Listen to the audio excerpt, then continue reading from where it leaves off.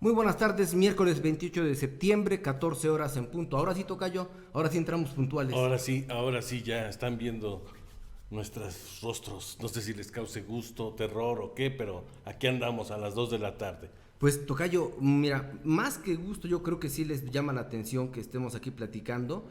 Y los que entraron muy puntuales hoy son los grupos de Mariano González Arur, la consuegra, la maestra Mazarraza, su contralor del Ejecutivo en aquel momento, que es Hugo Renete Molcin Carreto. Se dieron cuenta de que existe la iniciativa ciudadana y hoy fueron temprano, a las 9 de la mañana, presentaron un documento allá en el Congreso del Estado, en donde de manera, obviamente, con esa calidad moral que les distingue, fueron para buscar la fiscalía, que se inicie la fiscalía en Tlaxcala, y les falta nada más decirle a la gente que la bendita fiscalía pues ya está en la ley, que solamente nos falta estar como en otras entidades, ¿no? Nos Sí, hacer falta. el cambio, que pase a desaparecer la Procuraduría y que asuma el ente de la Fiscalía General del Estado, con la única característica o cambio que se pudiera decir importante es que el fiscal ya no lo designa propiamente a propuesta del gobernador, sino se hace un proceso en teoría autónomo y se nombra un fiscal que dura en el cargo 6 años. Ese es el único cambio, digamos, trascendente que se ve en esa iniciativa. Sí, porque justamente eso lo señala Hugo René Temolsin, pues los demás obviamente van ahí nada más para hacer bulto. Y yo quisiera destacar la presencia de dos personas, porque me parece que todo lo que tenga que ver con la fiscalía es algo bien visto por los tlaxcaltecas, nos da mucha certeza, pero hay personas como ellos en específico, como la consuegra de Mariano González Arur y el niño consentido de Mariano en la Contraloría, que era Hugo René Temolsin Carreto, que están utilizando esto de manera política. Porque en esta rueda de prensa también hubo dos personajes que a mí me parece legítima por completo su postura. Una de ellas es Edith Méndez Aguatzin, que es la presidenta o la titular del colectivo Mujer y Utopía. Ella lleva muchos años trabajando para estos temas. Y el otro es el exdiputado y exalcalde Efrén López Hernández, que todos sabemos hace poco más de un año, desafortunadamente su hija fue víctima de feminicidio, y por supuesto que ellos van con el pecho sano, ellos van buscando una fiscalía que les dé certeza en los temas. Pero lo otro, el grupo de los 100 por Tlaxcala, pues yo solamente los veo como que se mimetizan, se esconden detrás de las asociaciones civiles, y ahora es Hugo René Temolcin Carreto el que levanta la mano y dice, pues yo podría estar en la fiscalía. No sé qué tanto le agrade a la gente que Hugo René Temolcin Carreto, que fue muy observado porque a los amiguitos les daba los contratos, que estaba hacía y deshacía desde la Contraloría. No sé qué tanto le agrade a los tlaxcaltecas. ¿A ti qué te parece el perfil para ese puesto? Mira, yo creo que el procurador debe ser una persona con calidad moral, con prestigio, con independencia, con autonomía y sobre todo que sea una persona que conozca el sistema de cómo funciona la Procuraduría o cómo funcionaría la Fiscalía General del Estado, porque hemos ya llevado decepciones. Bueno, yo lo hablo a título personal. Hubo el ex procurador José Antonio Aquiagua, que se decía experto en el sistema de penal acusatorio, y la verdad es que yo diría no hizo una pésima labor, pero tampoco se destacó la Procuraduría entregando buenos resultados. En fin, yo me creo que cuando se habla de buscar la independencia de un fiscal, ojalá se hiciera efectiva esa parte y llegara una persona con probidad y que tuviera, insisto, los conocimientos. Y me parece que Hugo René Temolcin no tiene ni probidad ni los conocimientos para desempeñar el cargo, ¿no? Le acabas de dar al clavo, tocayo. Hace unos momentos venía en carretera platicando con unos amigos abogados, y uno de ellos, por cierto, magistrado, que no diré su nombre, pero me decía, a ver, si Ernestina Carro, que acababa de salir calientita del Poder Judicial, no ha podido en el cargo, ¿cómo se imaginan que Hugo René Temolcin Carreto pueda llegar a ser fiscal? Para empezar, no tiene la capacidad legal, no tiene la capacidad moral, pero sobre todo, él mismo dice, hay que poner a alguien que esté al frente, que tenga las cualidades, bla, bla, bla, bla, bla, y que no sea designado, que sea a través de un concurso, de un examen, de oposición. O sea, quieren quitarle esa posibilidad a Lorena Cuellar Cisneros. Sí, pero ¿cómo llegó Hugo René Temol sin ser contralor? ¿Por examen de oposición? No, pues todo el mundo sabemos, ¿no? Y además yo diría, cuando empiezan a comentar sobre el Congreso del Estado, que es la instancia donde tendrá que correr todo esto, yo recuerdo cuando Hugo René Temol Sin Carreto quiso impulsar a su hermano Ignacio para ser magistrado, no pudo. Entonces dudo mucho que, si en aquel momento era el consentido de Mariano, dudo mucho que en este momento, que está muy alejado de este gobierno, pueda tener la capacidad de conciliar con los diputados para colocarse o para impulsar a alguien afín a este grupo de los 100 para que quede como fiscal. Y sobre todo que en esta fiscalía que ellos llaman que va a ser diferente, porque da tres vertientes que harían diferente a la de todas las entidades, yo creo que no tendría el apoyo, no solamente de Morena. Dudo mucho que Juan Manuel Cambrón Soria también lo apoye. Si acaso, probablemente sería Blanca Águila la única que estaría pugnando porque Hugo René Temol, siendo un expriista, esté allí en la fiscalía. Pero además yo te diría, tocayo, ¿con qué calidad un tipo de este puede decir que quiere asumir ese cargo o esa responsabilidad? Si, por ejemplo, él cayó en graves omisiones siendo funcionario. ¿Y a qué me refiero? Tú revisa o tú pregunta a la actual contralora del Ejecutivo, a la señora Heréndida, si hubo entrega-recepción entre la administración de Mariano González Arur y la de Marco Mena. ¿Te refieres a Heréndida Covabrindis? O sea, no hubo ningún acta de entrega-recepción.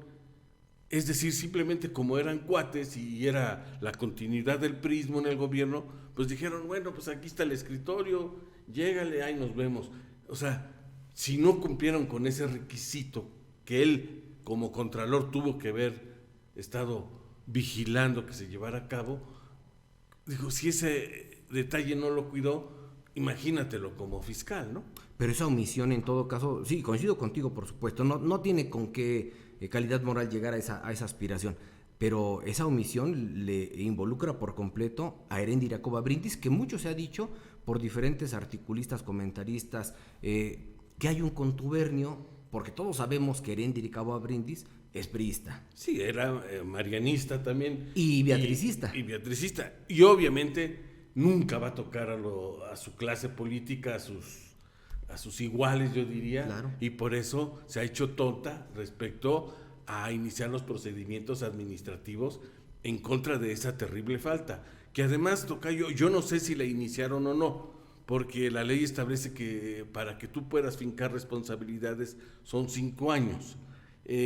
Marco Mena duró 4 años, 8 meses, es decir, que si en septiembre, octubre, noviembre del 2021 no se iniciaron los procedimientos porque no se llevó a cabo la entrega-recepción entre la administración de Mariano y Marco Mena, pues prácticamente los funcionarios están riéndose y están muy contentos de que no se les fincó ninguna responsabilidad, como lo están hoy la mayoría de los funcionarios menistas, que a ninguno se le ha tocado ni con el pétalo de una rosa respecto a las supuestas anomalías que llegó a encontrar la administración de Lorena Cuellar, porque no se ha sabido nada al respecto, tocayo. En el primero de los casos que señalas, habría prescripción de la acción, sí, por los tiempos, ¿no? O sea, ya riéndose dirían, pues a ver, iníciame procedimiento, pues ya pasó, ¿no? Ya pasaron mis 5 años y ya no hay cómo tocarme. Pero tienes razón, en el caso de esta nueva administración, tampoco se han visto resultados que se puedan presumir, y es un gobierno, ojo, no estamos hablando de una transición de un gobierno a otro, no, estamos hablando de un gobierno que se va el PRI y que ingresa el grupo de la 4T, que dice no mentir, no robar, no traicionar, y entonces Heréndira Covabrindis tendría que ser justamente la que cuidara que no se mintiera, que no se robara, que no se traicionara, y parece que desde esa oficina es desde donde se empezó a proteger a muchísima gente. Caso específico, recuerdo cuando se robaron muchísimos documentos oficiales de la Secretaría de Movilidad y Transporte. Bueno, se filtró la información y se supo que Eréndira Covarrubias estuvo buscando cómo cuidar a aquellos que fueron a tocarle la puerta para anticiparle lo que iba a venir.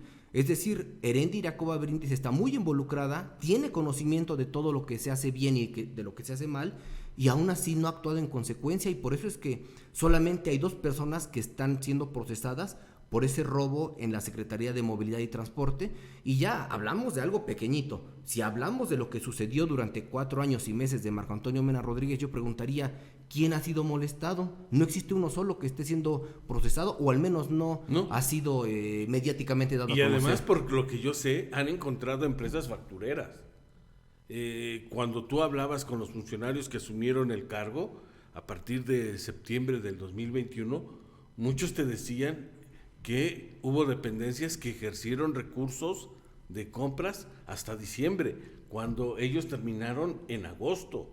En fin, hubo muchas anomalías, y es la fecha, insisto, que yo no sepa que esté inhabilitado algún funcionario, que se haya iniciado un proceso administrativo para sancionarlo o pedirle que reintegre lo que se llevó, y pareciera ser que hubo perdón y olvido. Tú hablas entonces de que el dinero que tuvo que haber encontrado Lorena a su ingreso en septiembre ya no estaba, ya se había... En algunas compras, ¿no? O sea, hay dependencias que te pueden decir, no recuerdo ahorita el nombre, pero por ejemplo me parece que la Secretaría de Educación era una de ellas, donde había cosas que ya habían comprado y que nunca ni aparecían lo que habían comprado, y habían ejercido recursos hasta diciembre, tocayo, cuando la administración terminó en agosto. Fíjate, y eso también tendría que ser revisado, no solamente por Eréndira Covarrubias, sino por las contralorías internas que tienen algunas oficinas, porque hay que recordar que algunas tienen contraloría interna que se dedique específicamente a eso. Y hay un caso que yo lo he insistido y que lo he comentado varias veces en mi espacio, y que tiene que ver con el anterior secretario de Seguridad Ciudadana, Eduardo Valiente. Él está documentado que adquirió un programa de cómputo para el ejercicio de la actividad que realiza esa dependencia, que se gastaron entre 9 y 10 millones de pesos. El programa te dice que está instalado ahí en la red, pero es un programa que nadie lo ha visto, lo ha visto funcionar, y que hasta la fecha nadie le ha podido aplicar una sanción o pedirle al funcionario que no sea abusivo y que reintegre esa lana. Estamos hablando de la cantidad de 10 millones de pesos. Incluso, tocayo, hablando de eso, tú también recordarás que cuando llegó Lorena Cuellar, y ella, como a los pocos meses, entregó patrullas y vehículos que fueron adquiridos por la administración de Marco Mena, pero que curiosamente los entregó Lorena Cuellar, y de esa licitación nada se sabe. No se sabe cuánto costaron las patrullas, si realmente fueron la mejor opción. En fin, acuérdate que incluso hasta se compró chaleco, uniformes, que fueron repartidos en su momento a las policías municipales y a la policía estatal. Son las patrullas de las que se dice se quedó un buen tajo de billete Luis Álvarez Landa. Eso dicen. Son más de 200 millones de pesos que se hicieron en una compra efectuada en Puebla, con una agencia de Puebla. Exactamente, sí. Bueno, pues habría que revisar eso. Por eso es que llama la atención muchísimo que uno de los argumentos del excontralor del Ejecutivo, Gorrenete Molsin Carreto, diga, una de las particularidades de esta fiscalía que proponemos, en el documento que presentamos hoy temprano ante el Congreso, es una contraloría interna. Pues digo, él cuando fue contralor, habría que revisar cuántas revisiones hizo de los funcionarios que se pasaron, se sirvieron con la cuchara grande. No, el tener una contraloría interna me parece que no es sinónimo de que haya probidad o de que se cumplan a cabalidad las leyes. Eso no es cierto. Otra cosa, quería un área específica para la atención de delitos electorales. Ahí está el Tribunal Electoral de Tlaxcala, tocayo. No, mira, en lo particular, a mí me parece ya ridículo que estemos hablando de crear más estructuras cuando las dependencias tienen las estructuras, las áreas indicadas para atender todos los delitos. Mira, se habla de aquí, de la actual Procuraduría, tiene la Fiscalía de Combate a la Corrupción. Hay que decirlo con todas sus palabras. Es una instancia que no ha dado resultados. Ha de tener 500 denuncias y que yo sepa, a lo mejor van 2 asuntos que han llegado al juez, a lo mejor 10, pero no creo que sean más. Y son pequeñitos, ¿no? Sí, y está la Fiscalía de Personas Desaparecidas, ¿no? Pues vaya, habría que ver, preguntar, tú hablabas de ahí de un caso de un exdiputado, del caso de su hija, de feminicidio, y hay otras tantas denuncias de mujeres que hasta la fecha nadie sabe y nadie quiere dar respuesta, como el caso de la niña que desapareció en San Pablo del Monte, Carla Romero Tesmol, que tú incluso has también abordado el tema en tus espacios, has hablado con la mamá. La verdad es que es un asunto que se dio desde la administración de Mariano González Arur. Lo grave fue, tocayo, y eso tú lo sabes mucho mejor que yo porque tú lo documentaste. Se perdieron los videos que eran claves para la investigación. Y dime qué funcionario está en la cárcel por esa grave omisión o por ese deficiente trabajo. Se perdieron videos que eran determinantes para saber qué había pasado con la niña. Y ahora que lo comentas, durante este video, durante este en vivo que nos hizo favor de acercarnos Mariana Lovera en esta rueda de prensa de los 100 por Tlaxcala, justamente Edith Méndez Aguatzin, la titular de colectivo Mujer y Utopía, hace un recuento de ese episodio de Carla Romero Tesmol, la niña que desapareció en San Pablo del Monte, y en ese momento a su derecha se encontraba Heréndira Jiménez Montiel, que no podemos olvidar que justo en ese momento era compañera de Marco Antonio Mena Rodríguez en la 61 legislatura. Recordarás, tocayo, que mandaron comparecer a puerta cerrada, obviamente, para cuidar a la dama de hierro, que era Alicia Fragoso. Y en ese momento recuerdo perfectamente, algunos que estábamos ahí metidos, con qué ligereza Marco Antonio Mena Rodríguez dijo: no pasa nada, no sucede nada, esto no tiene que trascender. Y seguimos esperando y viendo que esto no ha trascendido. Y recuerdo también cuando entrevisté a Olga Tesmol, mamá de esta niña, cuando me dio a conocer que ellos tuvieron en algún momento la posibilidad de rescatar a la niña, pero que justamente cuando alguien de la Procuraduría les pidió que le diera toda la información cada vez que tuvieran algún avance, a ellos se les ocurre hablar por teléfono a la Procuraduría para decir que iban a Puebla a rescatar a la niña. Cuando llegan a este motel, porque era un motel tipo vecindad, ingresan el padre y 2 de sus vecinos que iban a rescatar a la niña, y una de las prostitutas les dice: ustedes vienen a ver a la niña, ¿verdad? Sí, ya se la llevaron.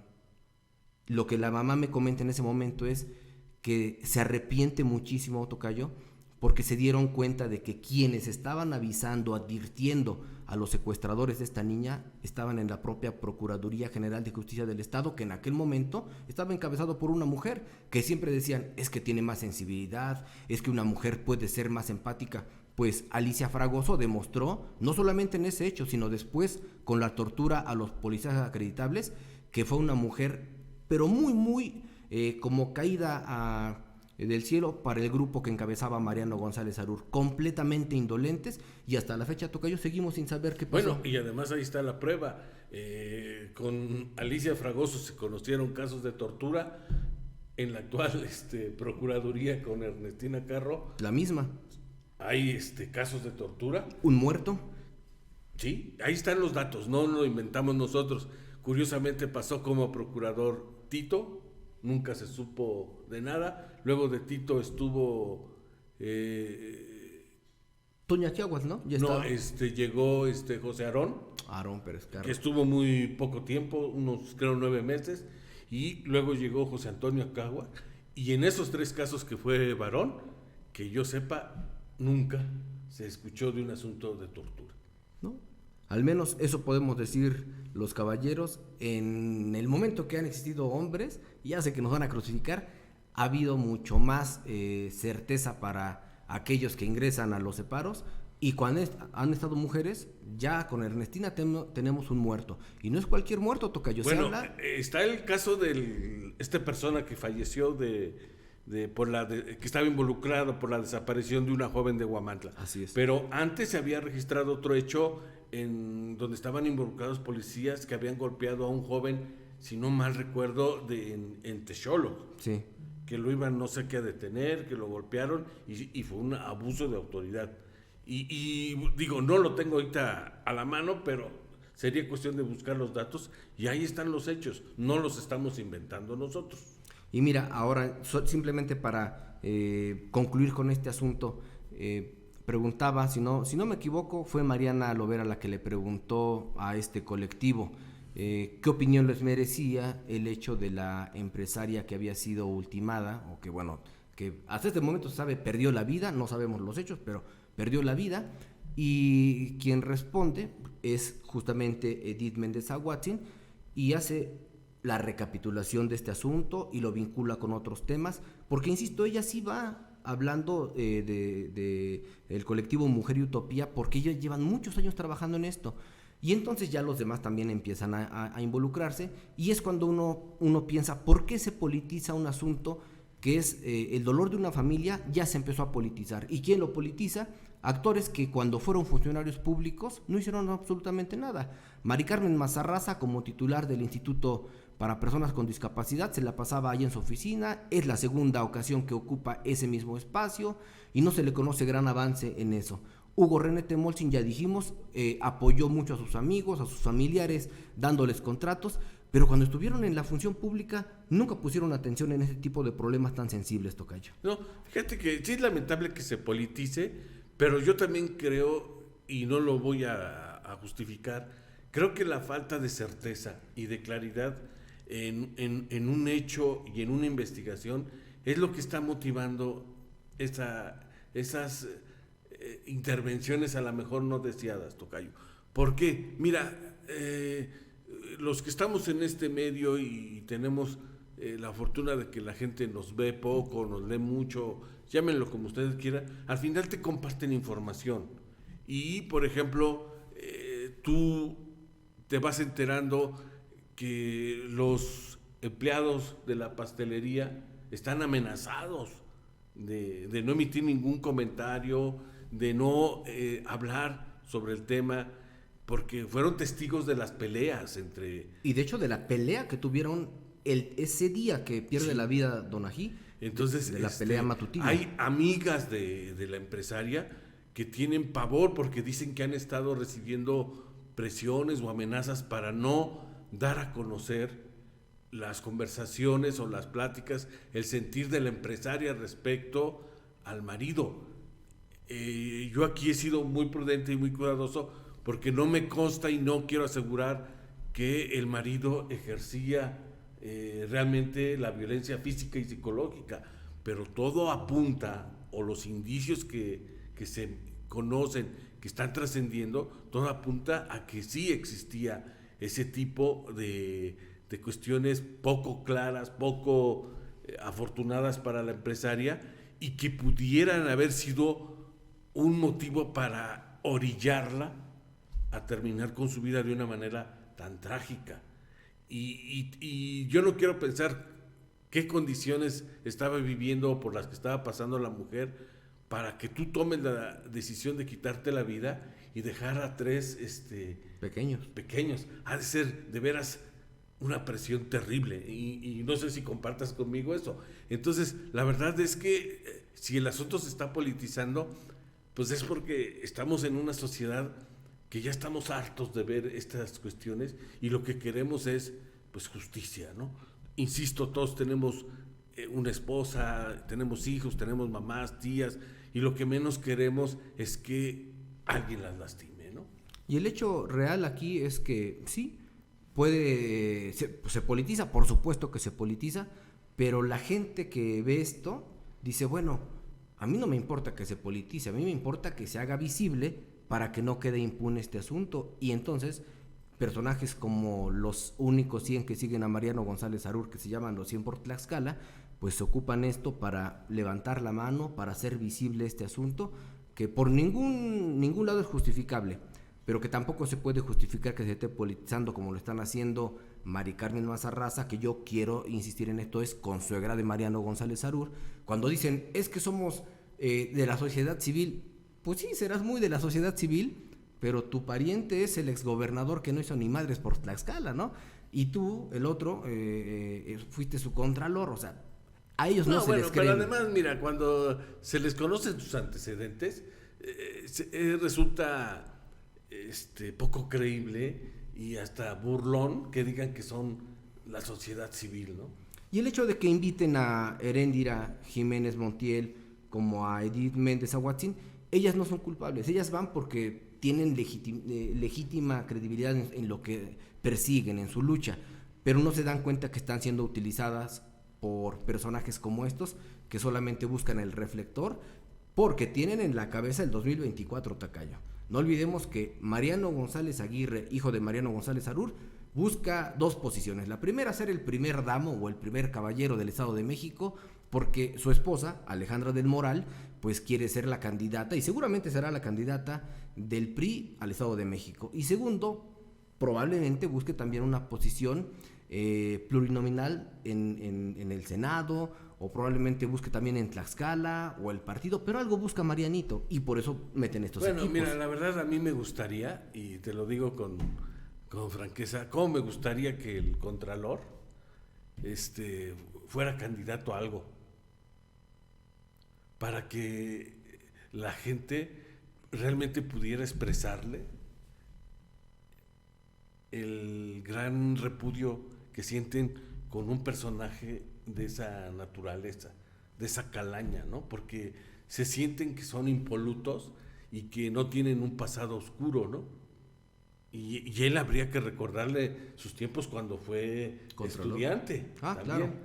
Y tiene un episodio muy delicado, ¿no? Y después, cuando tuvo un accidente automovilístico aquí justamente sobre la garita, dejó abandonado el vehículo. Y que lo salvó, hay que decirlo, Anabel Ábalos Zompaltecas del escándalo. Claro. Porque en otras ocasiones, cuando tú solicitas la foto del accidente, sí, y los datos, ¿no?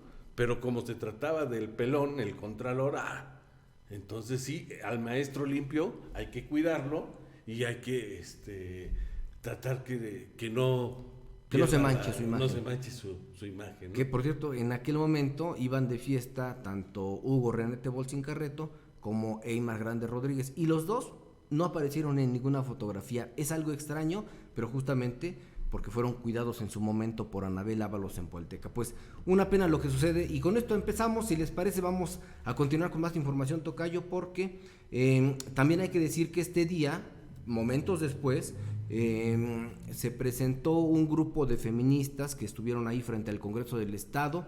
Ellas lo que están exigiendo de manera pues normal es que se les permita el derecho a decidir.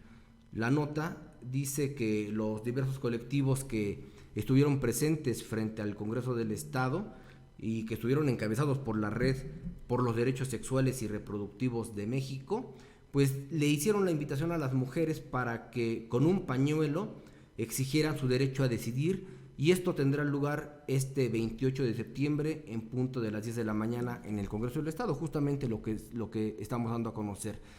¿Qué sucedió después? Bueno, salió la diputada de esta comisión, Lorena Ruiz García, tuvieron un encuentro y me parece que en este momento pues siguen las pláticas. Esto es un asunto que se ha ventilado durante muchos años, y no solamente en Tlaxcala, en diferentes partes del país, y una de las entidades que lleva la avanzada en esta materia es pues obviamente la Ciudad de México, y allí ha funcionado el hecho de que se les permita el aborto hasta cierto número de semanas, no recuerdo exactamente, pero me parece que es legítimo lo que están pidiendo estas mujeres, Tocayo. Mira, yo lo que siempre he dicho, puedes o no estar de acuerdo con el aborto, pero también creo que es un asunto que concierne a las mujeres esa decisión.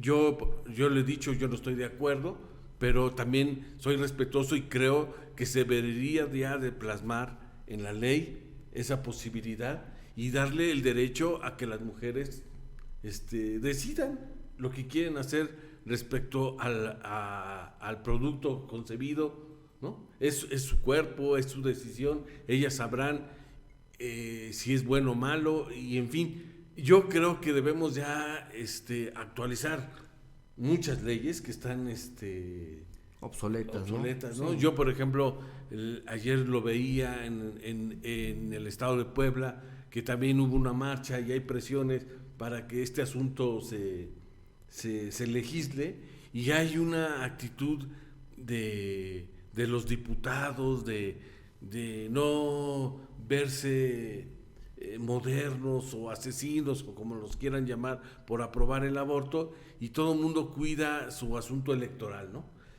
Puebla es un estado muy conservador, Tlaxcala yo creo que también unos municipios más que otros, pero sí. Pero también acuérdate que, si no mal recuerdo, en la administración de Mariano González Arur o en la de Marco Mena, no recuerdo. Cuando el obispo convocó. Hubo una marcha importante que se hablaba de que a nivel nacional se discutía la posibilidad de aprobar el aborto, sí. Y hubo una marcha, hay que decirlo, a mí me dejó, sí me apantalló, una marcha importante por el número de personas que llegaron a participar, ¿no? ¿Quién convocaba? Pues convocaba a la iglesia. Sí, convocó, ¿no?, la iglesia, o sea, al final me refiero a eso. Que eso le costó incluso al obispo que lo cambiaran de entidad, ¿eh? Sí, o sea, al final es un asunto que tiene que ver con creencias y con la parte religiosa, pero no podemos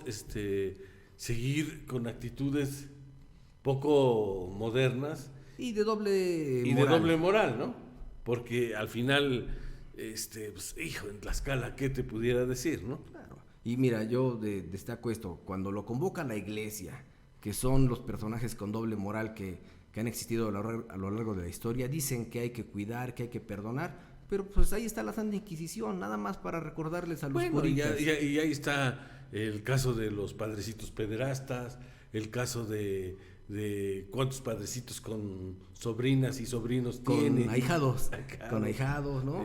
Cuántos padrecitos como don Ranulfo Rojas se hacen sus comilonas, pero con gasto al erario particular de cada persona. ¿Por qué? Porque en Huamantla así lo hacía y se lo puedo comprobar. En Huamantla le pedía arroz a ti te tocan los tamales, a ti te toca meterte lana. O sea, pues es que los padrecitos se dan golpes de pecho, pero no tienen calidad moral, tocayo. Bueno, y ahí están los escándalos, ¿no? Acuérdate el caso de Tlatelulco, ¿no? Del padrecito que al parecer se quiso poner jacarandoso con la feligresa que estaba pasada de copas y se armó el asunto, ¿no? Y casos como esos podemos encontrar.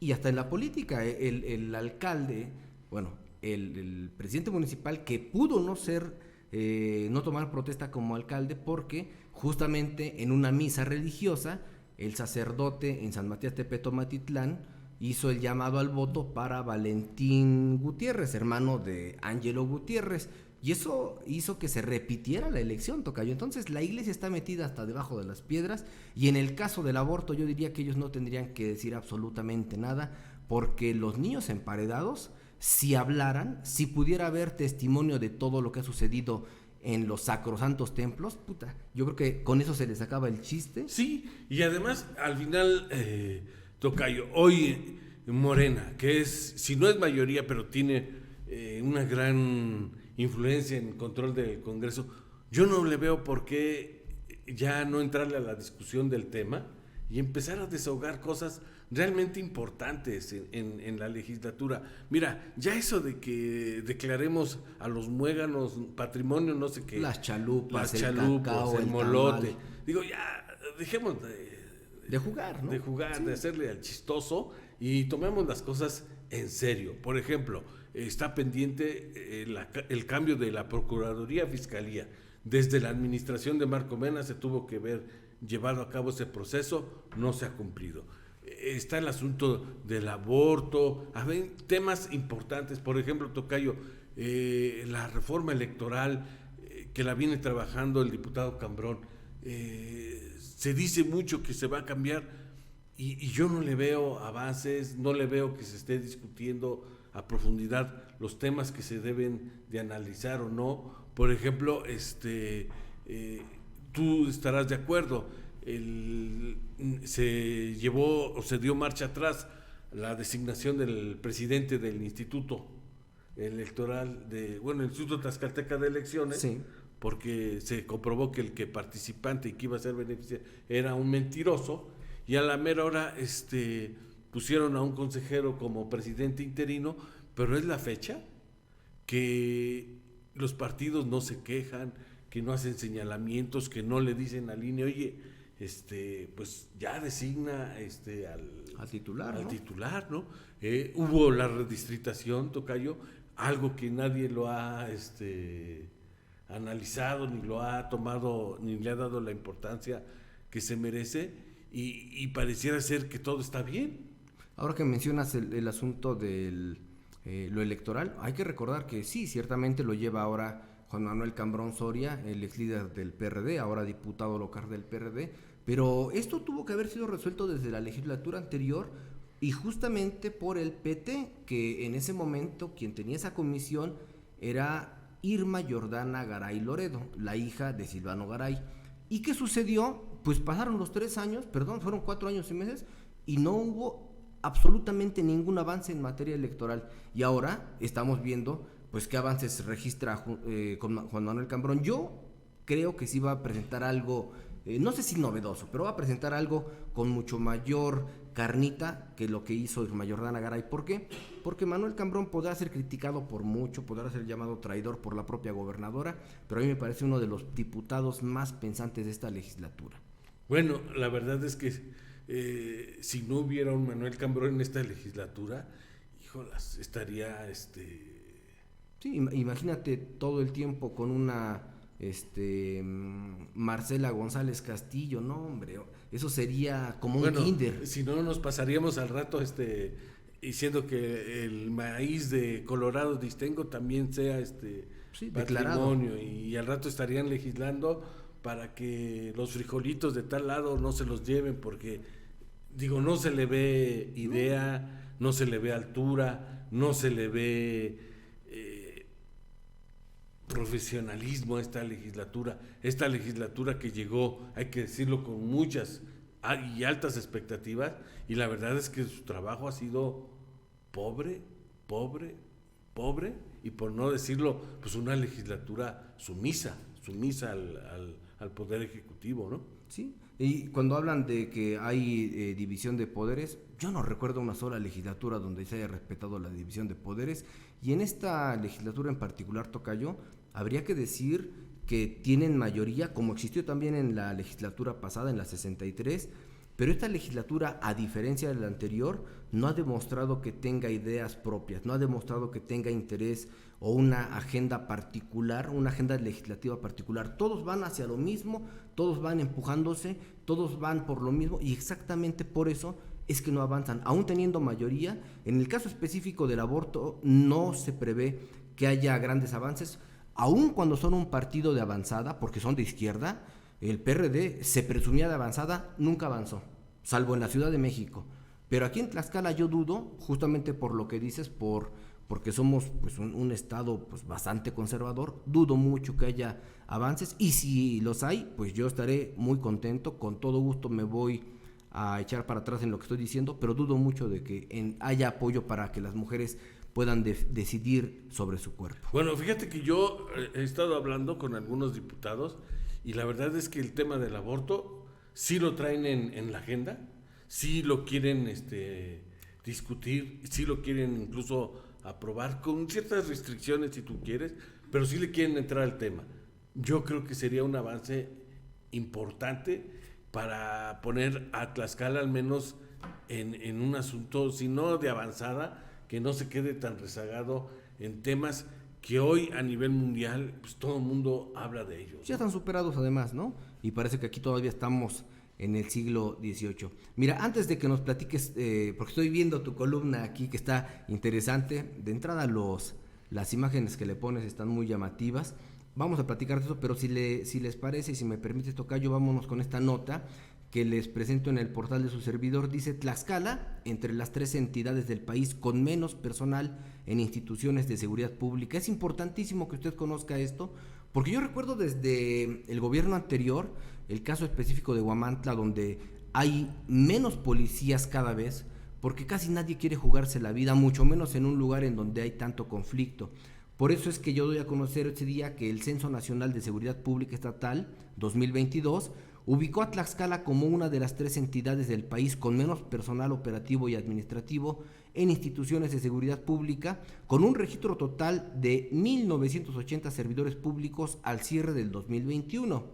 Respecto al presupuesto ejercido por las instituciones de seguridad pública, Tlaxcala gastó 635.5 millones de pesos en este rubro, el cuarto monto más bajo, más bajo de todo el país.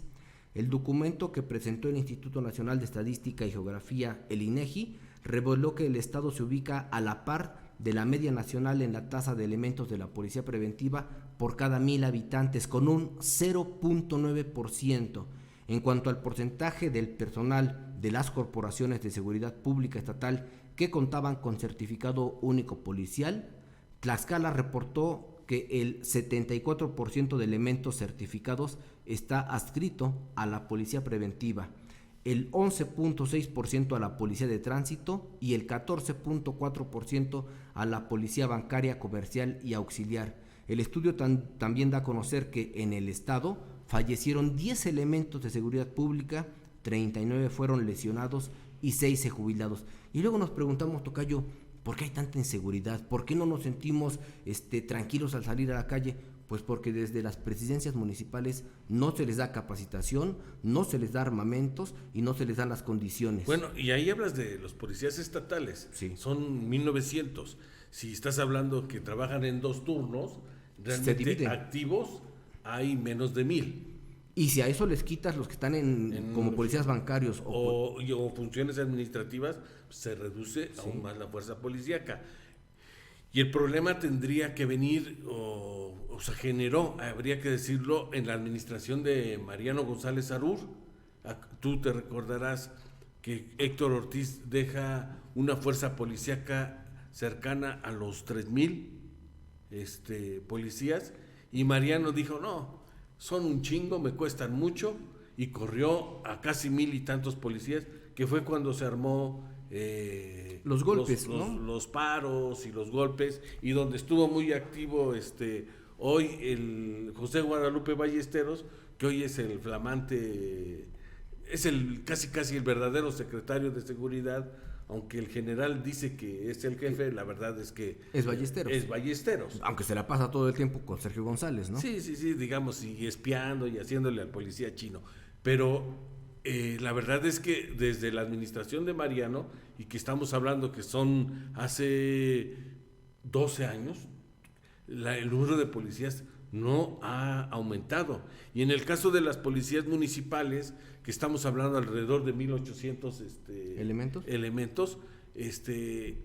una revisión que hizo el órgano de fiscalización junto con las autoridades federales, se detectó que parte de las nóminas de las policías municipales la utilizaban los alcaldes en turnos para meter a la novia, al compadre, al hijo, al familiar, y se desviaban los recursos porque no se estaban contratando los policías, y sobre todo no se tenía el perfil ni la certificación. Por eso hoy se habla de que alrededor de 28 presidentes municipales están prácticamente, si no corrigen, que cambien a su director, un director que esté debidamente certificado, pues se van a enfrentar broncas a partir del 1 de octubre, porque el plazo que se les dio para corregir esas anomalías se venció. Y el órgano de fiscalización ya detectó que esas conductas representan un daño patrimonial. Y estamos hablando que habrá ayuntamientos que tendrán que reintegrar más de 2 millones de pesos, diferentes cantidades ¿Por qué? Porque los directores no están acreditados y menos los policías municipales. Y eso hace que se tenga en Tlaxcala una fuerza policíaca muy pobre, y lo que tú dices, si no tenemos policías certificados, preparados y equipamiento y equipo, pues simplemente es imposible enfrentar a la ola delincuencial que se vive en Tlaxcala, no de ahora. Fíjate, tocayo, que yo estaba revisando, y yo no lo he querido comentar ni decir, porque luego dicen que yo me la paso diciendo que te queremos Lorena, pero si tú revisas los datos estadísticos, fíjate que lo que es la administración de Marco Mena fue el despunte de la inseguridad. De la inseguridad, en términos de robos, de homicidios, y lo que ha tratado de hacer la administración de Lorena Cuellar es mantener los niveles que se tenían con Marco Mena, porque si uno revisa, incluso te digo, las estadísticas, hay que reconocer que con Mariano González Arur había cierto control y no se vivía una ola delictiva tan fuerte como la que se enfrenta hoy en día, tocayo. Para esos datos que das a conocer, para quienes hemos dicho exactamente lo mismo, a ver, el problema no puede decirse que se va a resolver en un año, porque lleva un año Lorena, pero lo dicen los que antes trabajaban como medios oficialistas de Marco Antonio Mena Rodríguez, ahora descubren el hilo negro, ¿no? El agua tibia. Ahora están diciendo, no, pues es que con Lorena se están disparando los índices de delincuencia. Sí, nada más que no se les olvide que aquel personaje que les pagaba desde la nómina y les daba las condiciones para transmitir desde la Coracit, ese señor, que es Marco Antonio Mena Rodríguez, se la pasaba como la avestruz, enterrando la cabeza mientras los problemas se desbordaban. Y no lo digo yo, lo dicen los exalcaldes que no se pudieron reunir con él durante muchos años. En esta administración, que lleva poco más de un año, se han reunido más ocasiones con los alcaldes que en toda la administración de Marco Antonio Mena Rodríguez. Sí, en las mesas de seguridad. Exactamente. Que son 252, te daba a conocerlo otra vez Sergio González. En esas mesas van los alcaldes. Y si algo tiene la gobernadora, que yo no la voy a defender, es que si llega un alcalde y pide cita, ella lo recibe, lo escucha y trata de ver en qué lo puede ayudar en su problema. O sea, no es una gobernadora que le rehúya a reunirse con los alcaldes, ¿no? Siempre ha tenido el trato con la gente y me parece que ese es un activo importante para ella. Lo que hacía Marco Antonio Mena Rodríguez era completamente lo contrario. Sí, no aplicaba la política del avestruz, sí, y era un gobernador ausente y castrado porque no le gustaba tomar decisiones, y todas las decisiones a veces se las heredaba, hay que decirlo, al secretario de gobierno, hoy flamante notario público, José Aarón Pérez Carro, ¿no? Sí, bueno, a José Aarón Pérez Carro también le daba juego a su consejero jurídico, de vez en cuando a su creación política Arnulfo Arévalo. Sí, o sea, como que dejaba muchas cosas que tenía que asumir él, las dejaba en segundas o en terceras personas, y por eso es que Tlaxcala se convirtió en un carnaval, aunque digan lo contrario, y ahí están las cifras. Cuando dude usted de algo, váyase a las cifras, no nos crea, dude de nosotros, pero en las cifras no puede decir que estamos manipulándolas. Las cifras son desde la federación, y lo que vivió Tlaxcala durante 4 años y meses con Marco Antonio Mena Rodríguez es justamente lo que hoy estamos padeciendo, es esa inercia. Es el repunte. Es el repunte. O sea, está muy claro, se ven las gráficas cómo con Mariano estaban así y cómo con Mena se dispara. Así es. Bueno, y ahora sí, si les parece, porque me están preguntando aquí el tema del señorío tlaxcalteca, tocayo, tú pones en señorío tlaxcalteca, alcaldes incumplidos, y pones allí la foto de 2 personajes. Platícanos un poquito, por favor. Bueno, yo hablo sobre, ya se los comentaba, sobre los alcaldes que efectivamente no están cumpliendo con el asunto de la certificación de sus policías, y la foto se refiere a que el alcalde de Zompantepec, el 15 de septiembre, me están contando que ya con tequilas de más y queriéndose sentir el Juan Camaney, le pidió a un grupo musical de Tocatlán que le subieran el volumen a todo lo que daba, porque quería seguir disfrutando la música, todo lo que da. El grupo no le hizo caso, el alcalde se molesta y se va a echar madrazos contra el grupo, lesionan a dos integrantes de ese grupo, participa la policía, los guaruras que trabajan en servicios municipales, y al final les secuestraron el equipo, lesionaron a estos pobres músicos, quienes no pudieron recuperar su equipo, y cuando lo recuperaron resulta que ya se lo habían robado, que faltaban cables, y los dos lesionados, uno me dicen que ya va saliendo del hospital y que el otro se encuentra delicado y grave, ¿no? Pues al paso que vamos, ningún grupo va a querer venir a Tlaxcala. Recordemos lo que le pasó a un grupo de músicos en el sindicato 7 de mayo cuando los golpearon porque les empezó a recordar a su progenitora, acabó golpeado, acabó yéndose. En otro municipio, con los, si no me equivoco, fue con los Ángeles Azules, sucedió exactamente lo mismo, y ahora lo que nos narras es que en Zompantepec también le dijeron, si no quieres continuar, pues acabamos la fiesta, pero nosotros. Entonces, de esto narras hoy. Sí, ahí lo comentamos.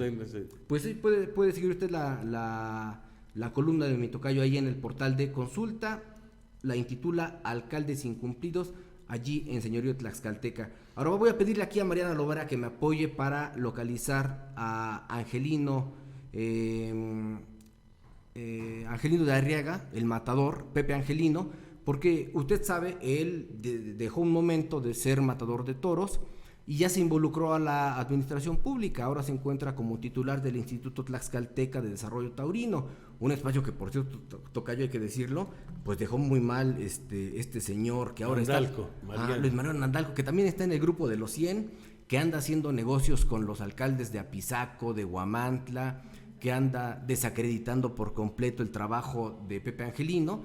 Y le hablo por esto, a ver si lo quiere contestar, pero también le hablo porque hay muchas personas que están hablando del caso de los toros en Tlaxcala, y le doy la bienvenida a Pepe Angelino. Pepe Angelino, ¿cómo estás? Buena tarde.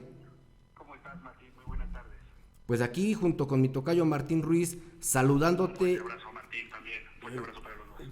Buenas. Oye, Matador, pues nada más para platicar de este cartel que ya se presentó, lo que será la Feria Tlaxcala 2022. Mucha gente está preguntando cómo estarán presentados los toros, cuáles son las fechas de las corridas, los horarios. Si me permites, voy a ir dando los datos que tenemos y tú nos los confirmas. Y además, como conocedor, pues que nos des tu opinión de lo que esperas.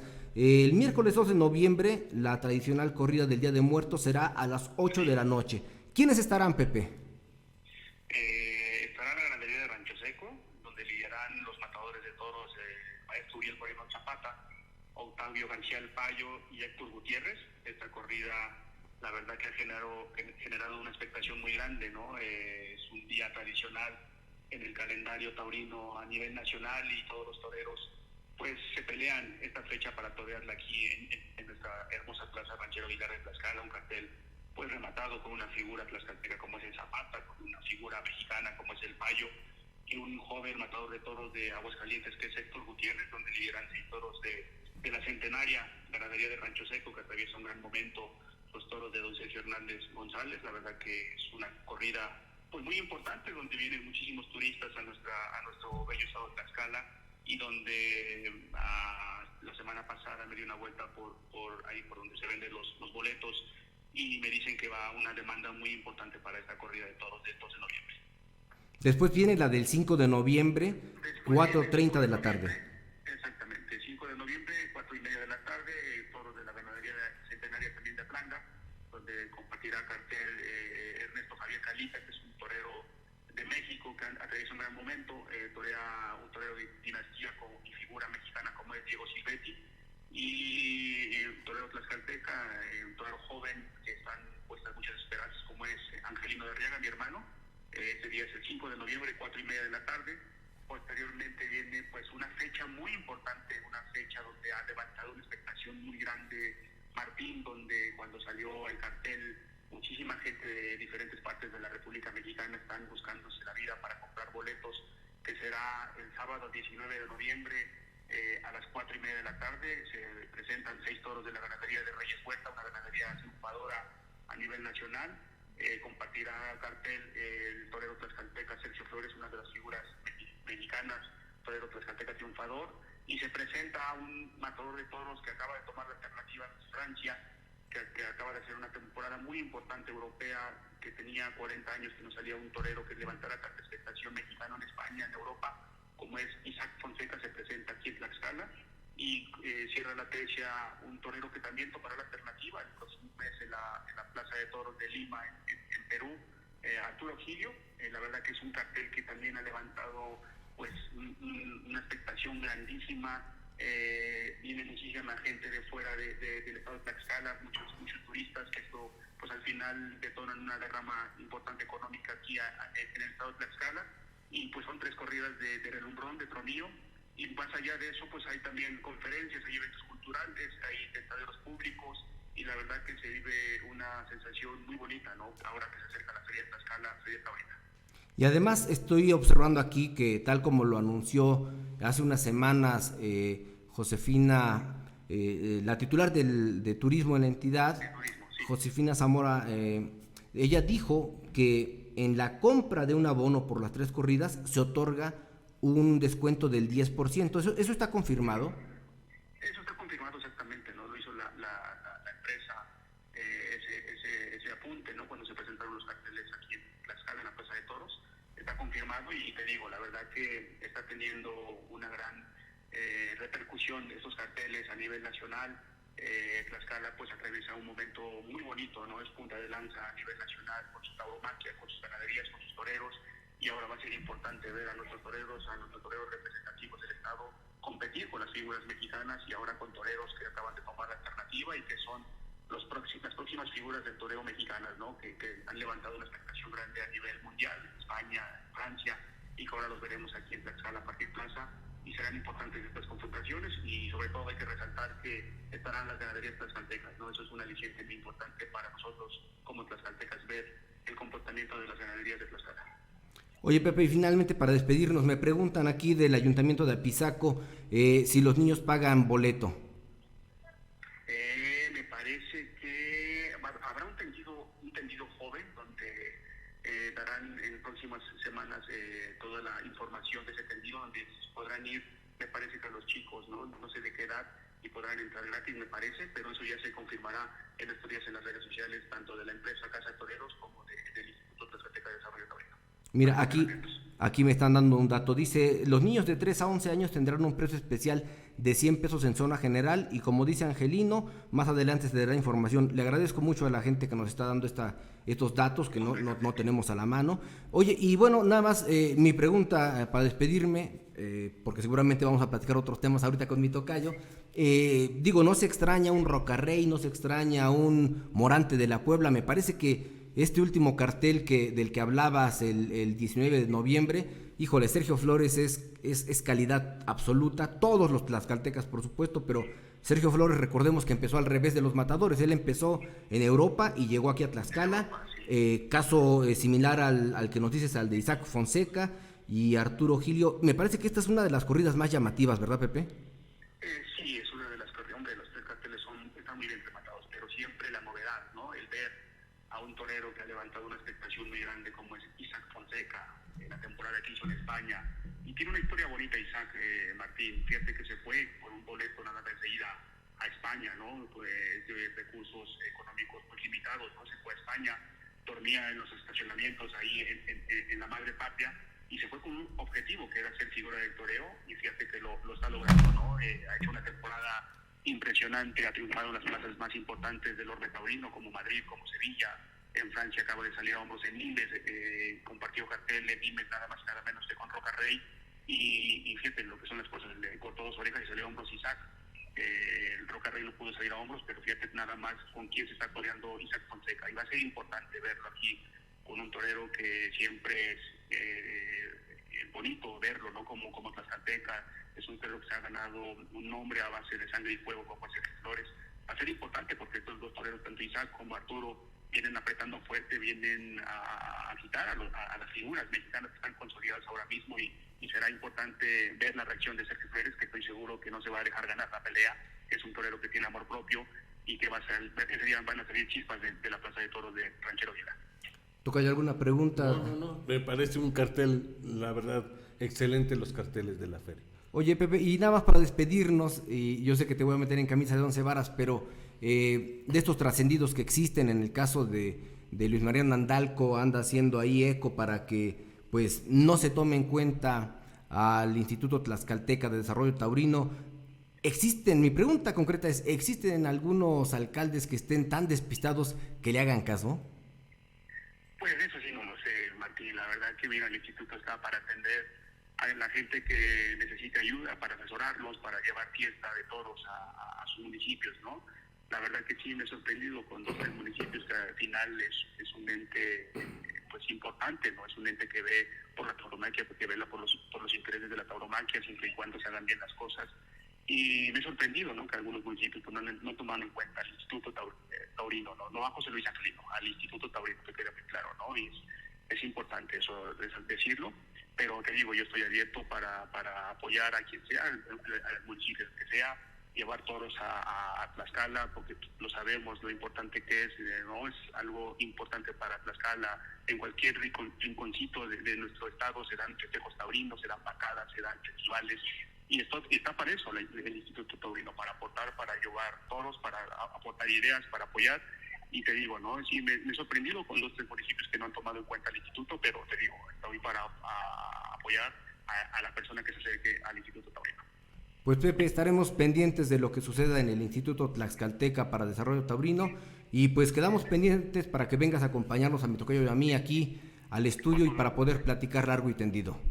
Con muchísimo gusto, les mando un fuerte abrazo y muchas gracias por el espacio. Un abrazo, Pepe. Tocayo, ya nada más para despedirnos, este asunto que no es secundario, de hecho con esta nota íbamos a empezar, pero bueno, ya iniciamos ahí con el asunto de los 100 que siguen a Mariano. Este día me llegó un documento, bueno, en la madrugada me llegó un documento en donde el director de Atención Primaria a la Salud, que es un exalcalde del PRD, que después se fue a Morena y que ahora parece coquetearle al PRI, pues está dándole la razón a Blanca Águila Lima.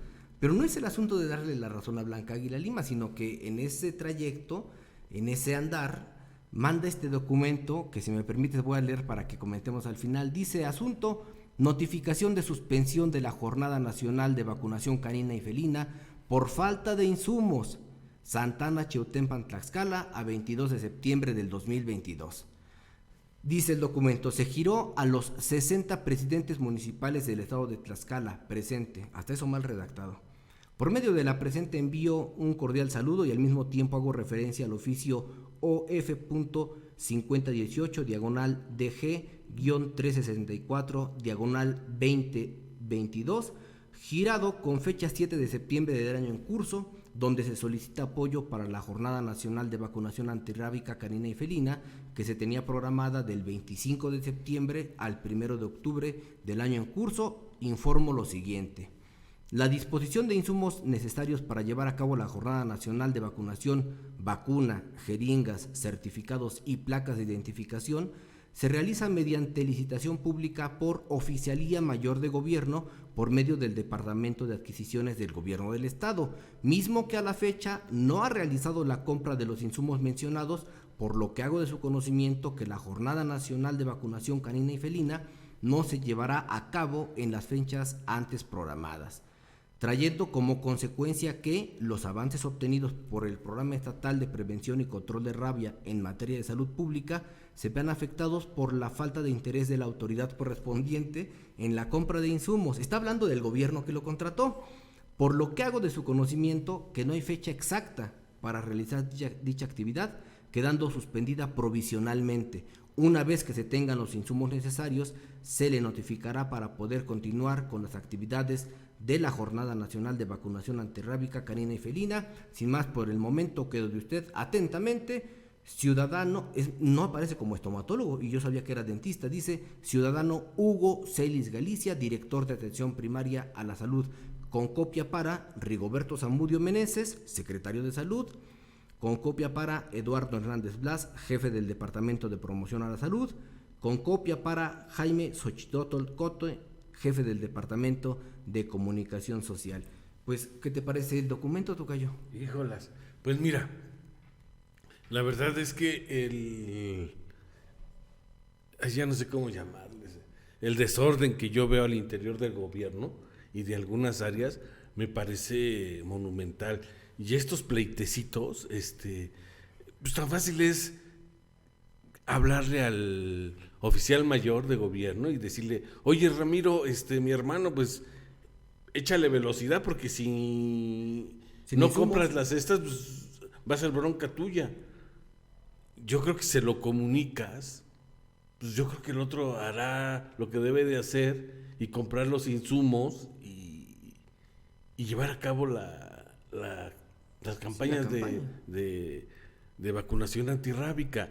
Ahora, lo que hay que decir es que este gobierno en algunas áreas no se termina por organizar como es debido, porque tú mejor que nadie conoces la Secretaría de Salud, y si digo una barbaridad me das mi coscorrón. Creo que al año organizan 2 o 3 campañas de vacunación antirrábica. Si ahorita estamos hablando que la primera campaña de vacunación antirrábica, que estamos ya en septiembre, llegando a octubre, no se ha podido llevar, pues eso te dice que hay un grave problema de organización del gobierno.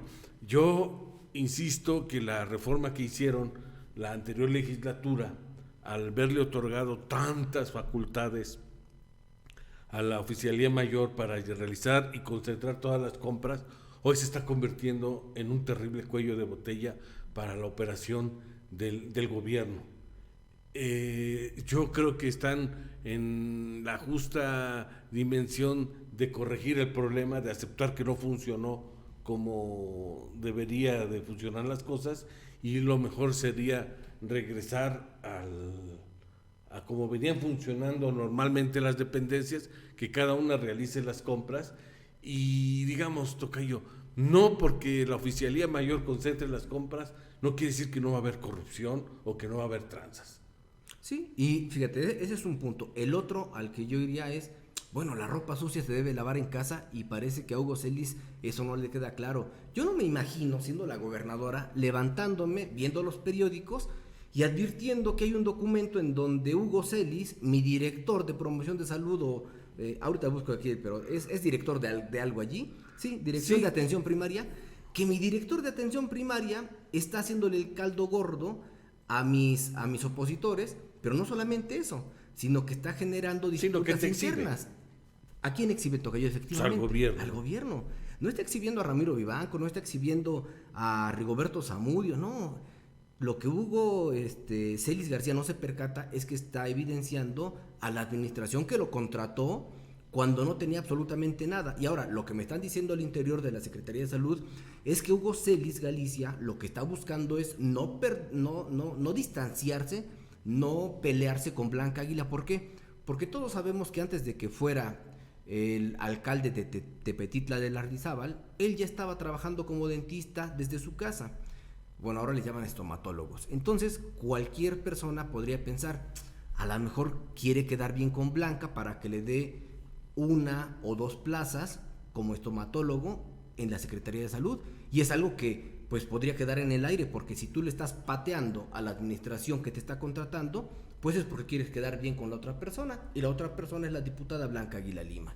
Sí, porque al final recordaremos los hechos de la semana pasada que generaron la toma de las oficinas centrales de la Secretaría de Salud, manifestaciones de los trabajadores sindicalizados de CESA, quejándose precisamente por la falta de medicamentos, de insumos, de los alimentos que se decía estaban en mal estado, y al final resulta que un funcionario de tu gobierno termina dándole aparente razón a las acusaciones que hizo el sindicato. En fin, yo insisto, hay mucho desorden en el gobierno en algunas áreas, porque incluso, por ejemplo, la semana pasada, tocayo, cuando Miguel Sánchez, el director jurídico de la Secretaría de Gobierno, que salió a atender a Blanca Águila y a su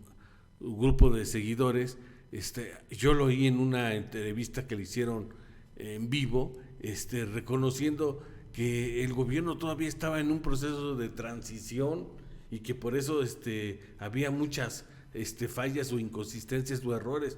Y yo dije, ay cabrón, no me defiendas. Un proceso de transición, ya tienen un año, cabrón.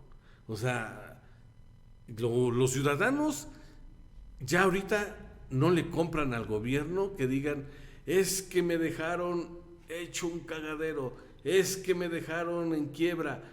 No, el gobierno, los ciudadanos lo que quieren es resultados, soluciones, y que cuando vayas al doctor haya medicinas, que haya gasa, que haya los insumos, y a mí se me hace grave por la cantidad de perros que hay en Tlaxcala, que realmente descuides una labor de vacunar a las mascotas. Digamos, los que tenemos a lo mejor capacidad, pues vas y llevas al veterinario y lo vacunan, pero habrá muchas personas, muchos ciudadanos que tienen mascotas y que no tienen esa capacidad. Y que esperan este programa para evitar que el perro se reproduzca, para que tenga rabia, o sea, porque como lo decías hace un momento, son muchas campañas que tienen diferentes vertientes. Y mira, nada más para rematar, ayer leía justamente a propósito de esto, en 2 medios nacionales haciendo alusión a la vacuna antirrábica que estaba produciendo secuelas en algunos animales. Probablemente sea esa una de las versiones por las que no ha llegado, y la otra es porque pues solamente ellos sabrán cuándo hicieron la requisición, ante quién hicieron la requisición. Y tocando el punto que decías, bueno, si ahora está tan acotado el secretario de Salud, porque ahora todo lo maneja la Oficialía Mayor de Gobierno, pues nada le costaría ir, sentarse y decir, oye, este programa se tiene que cumplir en tantos días. Hay que traer con mucha anticipación las vacunas, porque no pueden estar las vacunas aventadas, requieren estar en un clima, requieren tener cuidados específicos, porque si no corre el riesgo de que esa millonaria inversión se pierda. Sí, son vacunas que si no tienen el cuidado, una de dos, o se echan a perder o se caducan. Y en el caso de las vacunas, fíjate, yo tenía otra información y otra versión, que a mí me decían que en este gobierno cambiaron el químico, que antes se compraba un químico que no requería un tratamiento tan delicado y tan especial, que hoy que la vacuna que se adquirió implica ciertas agujas, cierto tratamiento de trasladar el químico o esta cosa que se inyecta a los perros o a los gatos, y que eso dificultaba o estaba dificultando las campañas de vacunación. ¿Cuál sea la versión, la realidad? No lo sé. Lo que sí resulta preocupante, señores, es que estamos llegando prácticamente al 10º mes del año, que es octubre, y no han echado a andar ninguna campaña de vacunación antirrábica. La verdad, dejen sus pleitos, pónganse a trabajar y solucionen,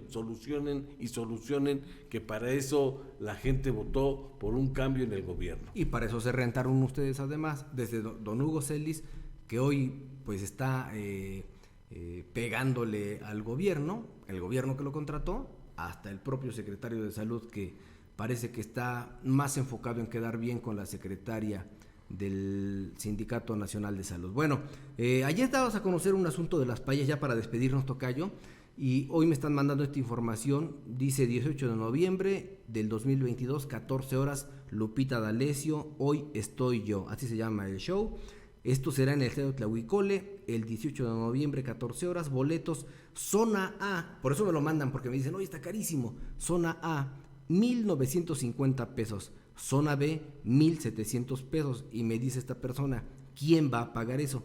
Pues digo, no es justificación, pero le aseguro que si hay gente que paga esto, porque no solamente es la paella, es el espectáculo de Lupita D'Alessio, y hay paellas en Apetatitlán, en Huamantla, en todos los lugares, en todas las ferias, que parece que la paella ya es como que el platillo típico, ¿no? Sí, ya no es el mole, ya no son los tamales de ombligo, ya no. No, y bueno, yo no sé cuánto haya costado la paella de Alejandra Guzmán en Huamantla, ¿no? 1,200 creo. 1,200.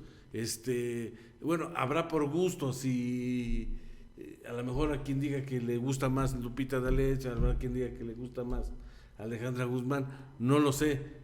o en esta te van a dar chupirul, o en el otra no dice, lo sé. ¿Te darán Itacate o por qué tan caro? Pues no lo sabemos, pero si sobra paella seguramente sí, tú llevas tu topper y te llevas el Y Itacate. además, mire, pues digo, si se le hace caro, pues no vaya. Claro. Habrá quien quiera ir, quien quiera ponerse su guarapeta y al otro día curársela en los toros, que es el 19, y ya terminan los toros y te vas a descansar y a dormir tranquilamente. Y la gobernadora ya lo dijo, hay show para todos. Hay, si no me equivoco, 80% de los espectáculos son gratuitos en la feria. Entonces, lo de las paellas, lo de el palenque, incluso lo del Teatro del Pueblo está pensado. Porque además, para mira, todos. ayer tú mencionabas algo. Con Cristian Nodal me parece que el boleto está en 1,200 o 1,500. Creo ¿no? que sí, sí. Y no te dan de comer. No, claro, vas solamente a verlo. A verlo, ¿no? Y echar tu chupirul y eso lo pagas aparte. Y eso lo pagas aparte. O sea, yo cuando he ido al palenque, pues, al final terminas gastándote. Sí, más. Y sin comer, ¿no?